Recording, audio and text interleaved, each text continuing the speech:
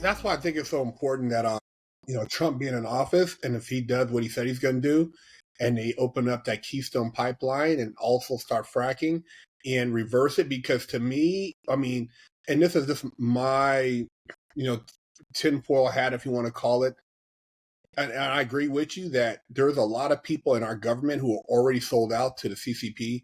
And when Trump came in, remember that had that lease even in San Pedro, he terminated that lease and Biden gave it back. Because remember, Obama signed like a 20-year lease to China for the San Pedro harbor for them to ship in as far as importing their goods with like little to no taxes on their products coming in, which is destroying American manufacturing and American goods in general.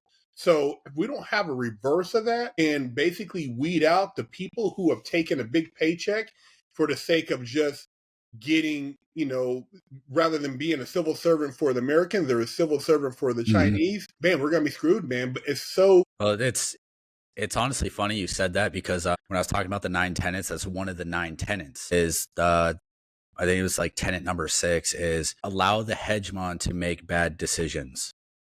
And the hegemon being the capitalist country making bad decisions that are more self-centered when it gets into the nitty-gritty of why it's what that tenet actually means. And it's super simple. Just allow the greedy to do just that, be greedy and make trade deals to do that. And that's where you see like the rise in like Chinese manufacturing and the decrease in American manufacturing. And so I go, when I war game this like near peer conflict, that's one of the things I love talking about is the fact that since the height of the Cold War, United States manufacturing has fell over 40% and is on like getting close to 50%. And what that means is if we go into a near peer conflict, we simply don't have the infrastructure to remanufacture things that get destroyed or need to be reconstructed. We just don't do it because we've given it all up to outside nations, mostly China. And China's even they've just like how you said that flanking, bro. They've already they flanked us with Canada, they flanked us with Mexico. They're down there working with the cartel. So those big lithium finds that they got down there in Mexico have already been bidded on with China with the cartel. They're already cutting deals for that shit. So when you talk about like that whole, like you said, Canada, Washington, Oregon, California, Mexico, all the way around, and then try to see what we can get up here through possibly Texas and whatever else. Dude, they're already... It's like you said, you get around and then you just gradually work your way in and you start buying, like you said, strategic real estate coordinated next to really private military bases where you'll never see anybody in America owning any property in China. You can't own shit. Yeah, so, it's not possible. And intellectual property, they don't respect it. Yeah, it's very much a one-way street, and we've just allowed for it to happen. I mean, how does that even make sense? That's like you're coming to my house and you're just eating up all my food, and I go to your house, you're like, Herc, you can't have nothing here. I'm like, dude, you just came in and ate all my steaks and everything, but I can't even get a glass of water at your house? Yeah. Makes no sense. That goes back to their tenets. It's control your opponent's advisors. So all the politicians, the generals, they manipulate them and allow them to have it. Actually, going back to that is like Afghanistan, right? The other decision Biden made was completely leaving Afghanistan. I know for a fact when I was there in 2020, the original strategy that was on the table was to leave a C2 node, what we call a C2, it's a control node, there in Bagram, basically to maintain Bagram airstrip and the kind of the surrounding area to basically apply a strategic landmass for U.S. forces within the region, because Bagram is a 45-minute to an hour to 2 hour long flight anywhere in China. And we decided to pull completely out of Afghanistan at a huge net loss at the direction of President Biden, which gave the CCP a huge upper hand in a near peer conflict in the future, because we don't have a foothold anywhere in the region. And if you break down what footholds are to the most simplest way, like in close quarter battle or going into the woods, for your overarching force, you need to take at least the first room. and that becomes your foothold. From there, you can work out. If you don't have a foothold on a national level, the most dangerous area is either it's in the water, going from water to land. Like we saw that during D-Day. We saw that all across the island hopping campaign of World War II. It is the deadliest way you're going to lose most of your casualties. And so by not having Afghanistan and by President Biden giving up Afghanistan, we lost a huge strategic platform. And then more importantly, immediately after, the year after, the Taliban began to construct a freeway going across Afghanistan that connects China to Iran. So even if we don't go after China and we decide to invade Iran, they're going to be getting direct lines of supply from China via Afghanistan. They don't even need to fly across. They can just drive convoys across to resupply Iranians.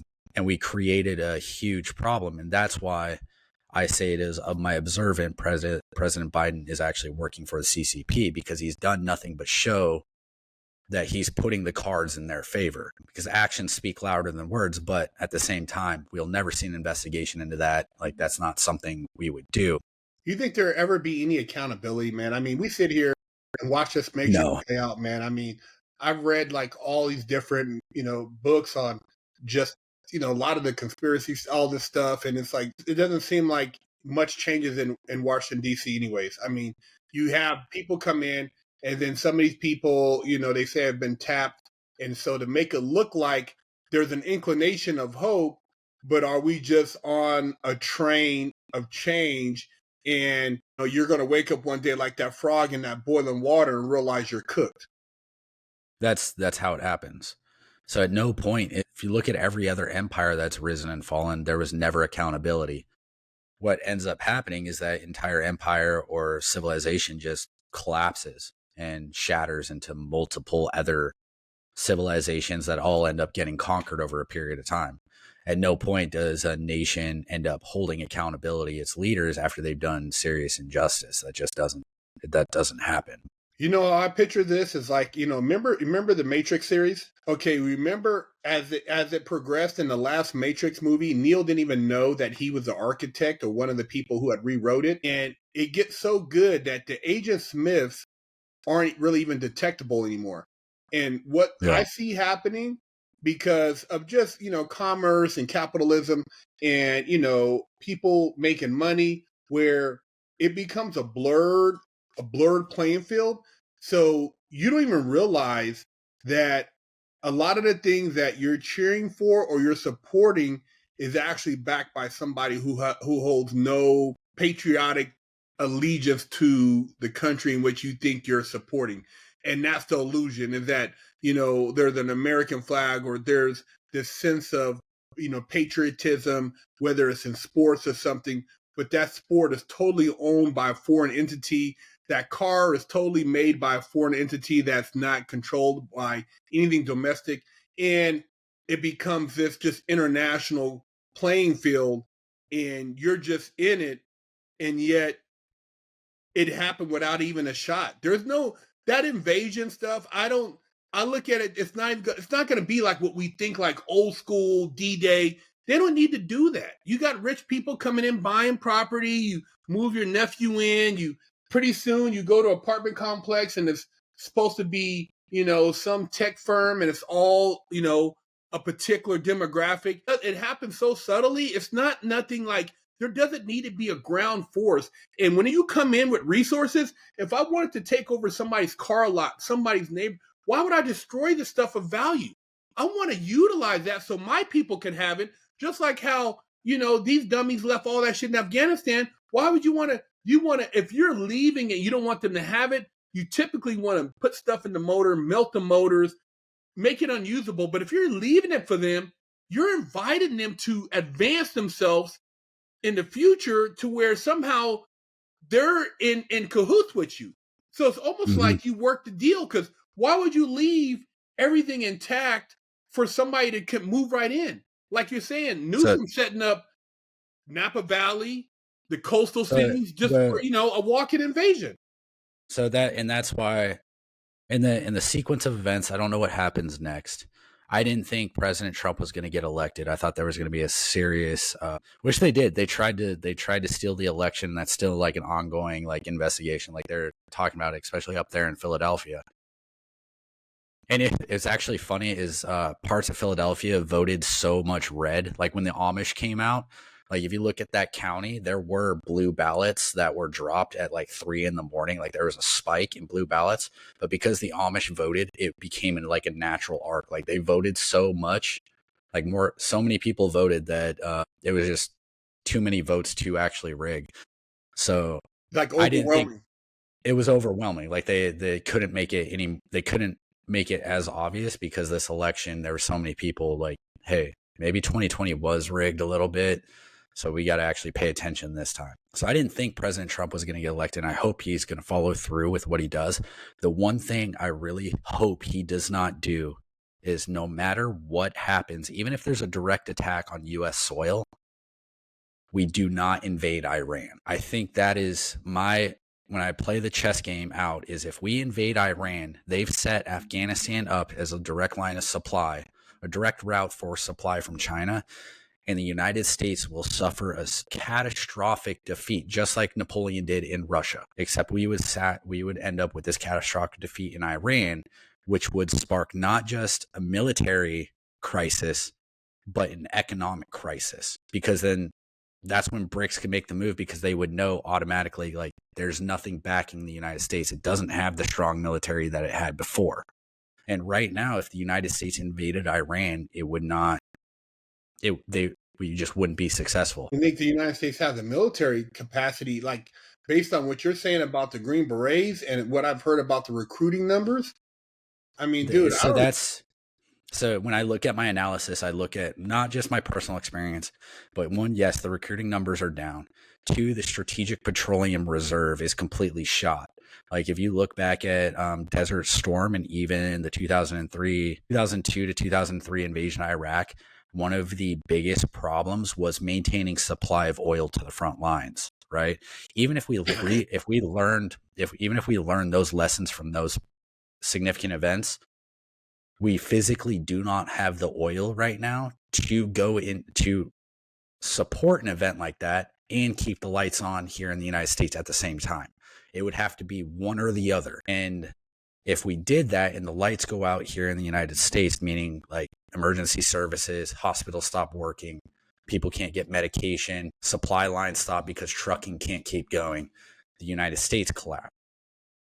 So if we invade Iran, we potentially lose that. Well, on the flip side, also, if we do invade Iran, another factor is the fact that the Chinese, through BRICS, control 99% of all the rare earth minerals in the world, meaning tungsten, cobalt, lithium. They have direct control of it, not just through physical control, but through the refining rights, because the United States acknowledges laws and we're very risk mitigating. So we don't want confrontation with China or Russia or whatnot. Any of the rare earth minerals that we mine, like our mining companies mine, we send it to China to be refined. We have to stop that shit. Yeah, I know.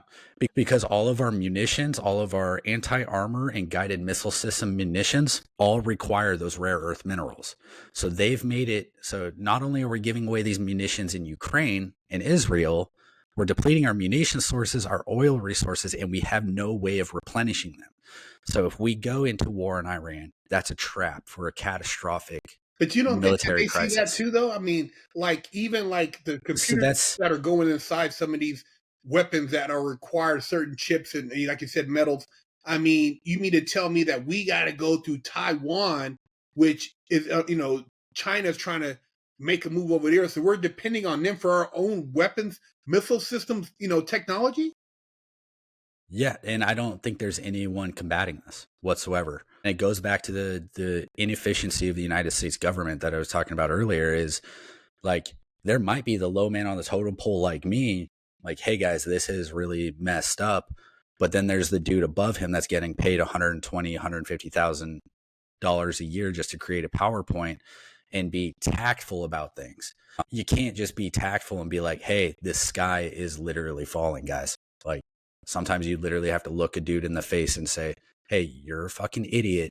You need to pay attention to what's happening here. And they don't want to hear that. And so it gets, and nor do a lot of people want to put their careers on the line to say something like that. And that's where goes back to the 910. It's like the hegemon's going to make the mistake. And that's what we've done. We've gotten so big that the low man on the totem pole is afraid to speak up because he'd rather make money. And then when you start to break it down by the numbers, like even a major in the Air Force or Army or Navy, a major is still a low man on the totem pole when you look at the fact that there's 900 general officers, all that are bosses to some extent. And then it gets worse is when you break down the national strategic policy that's put out by the White House every year. Basically, what we're relying on is the fact that we have nukes. There really is no policy. The policy is super vague. It's like 28 pages long, but it just regurgitates the same thing like the Obama administration had. Like if you do a copy paste side by side, they read pretty much the exact same. It's talking about equality, DEI, and climate change and things like that. And then if all else fails, we have nukes.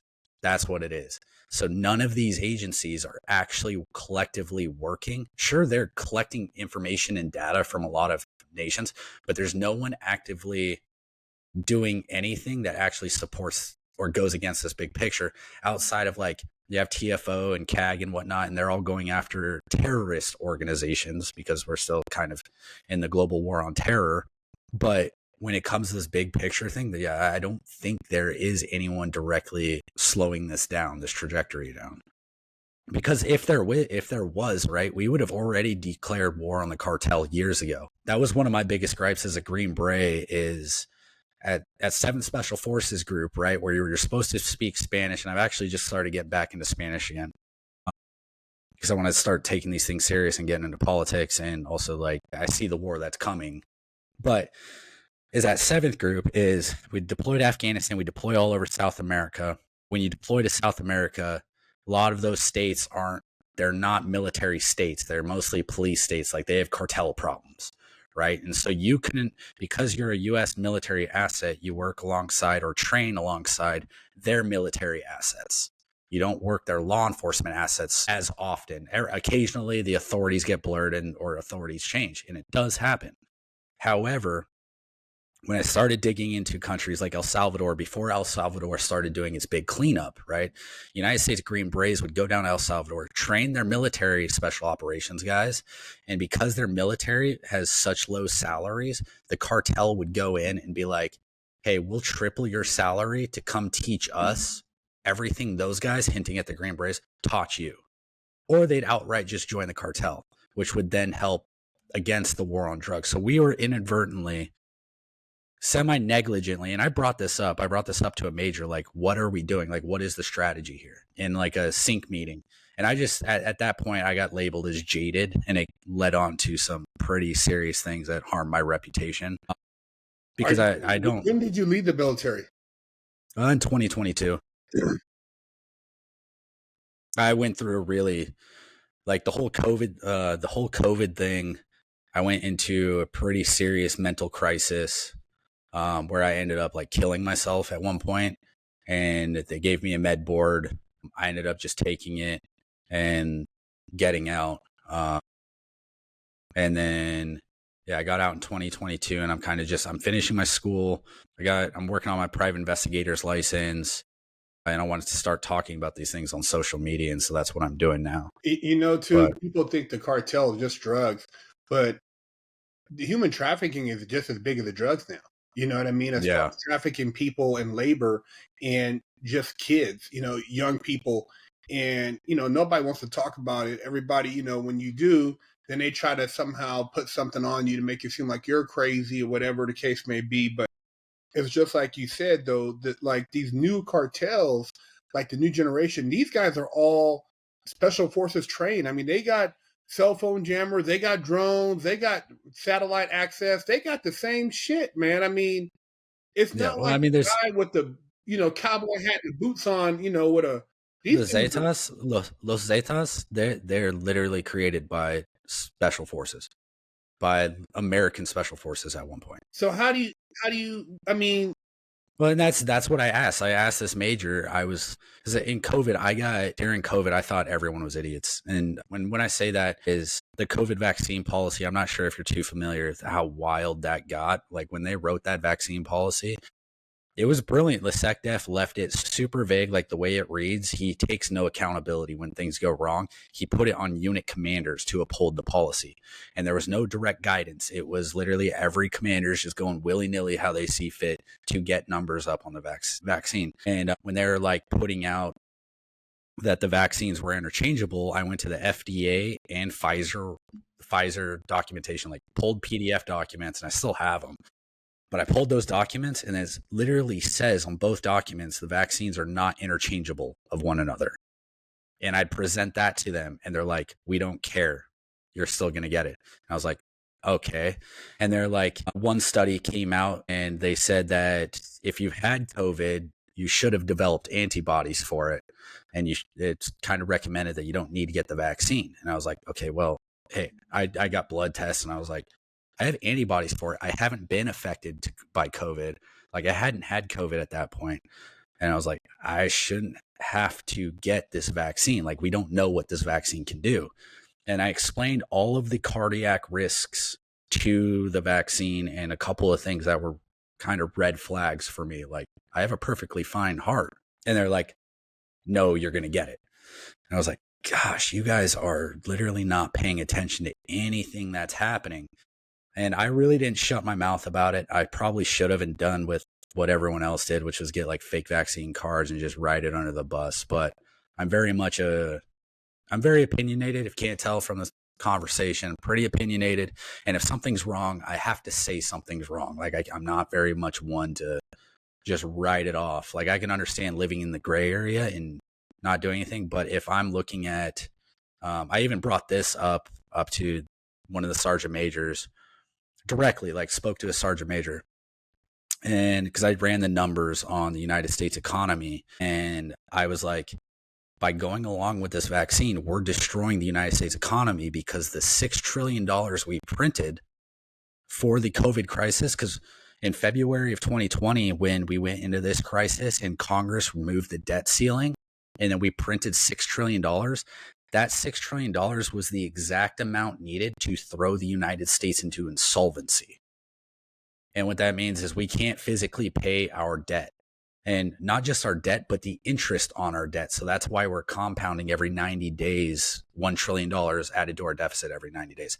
I knew this was going to happen back in 2021, and I tried to raise the flag. A sergeant major that swore an oath to the United States Constitution looked me dead in the face and said, I don't care. That's not my problem. And psychologically, that started to mess with me. So here we are. I'm asking questions about the cartel. Like we're negligently creating enemies down south that are working against the United States via human trafficking, drug running, and a potential enemy in the future should Mexico, like we have a reiteration of the Zimmerman telegraph from World War I, to go along with the COVID vaccine, which was another mind-blowing thing. It really psychologically started messing with me. And then they had the audacity to come at me after being a Recon Marine, Green Beret, numerous schools to include dive school, Halo, a lot of like pre-sniper qualifications, and a bunch of just random schools in between. But anyways, they came to me and they're like, hey, we're going to kick you out. Like we're going to give you a GOMOR. Your career's going to end if you don't get this vaccine. And essentially the way I took that in my head is like nothing I did up to that point mattered more than an experimental vaccine, because that's exactly what it was. It was experimental. It still is experimental. We don't know the ends of the effects for the next like 5 to 7 more years, depending on which FDA requirements or Pfizer requirements. We don't know the actual long-term effects.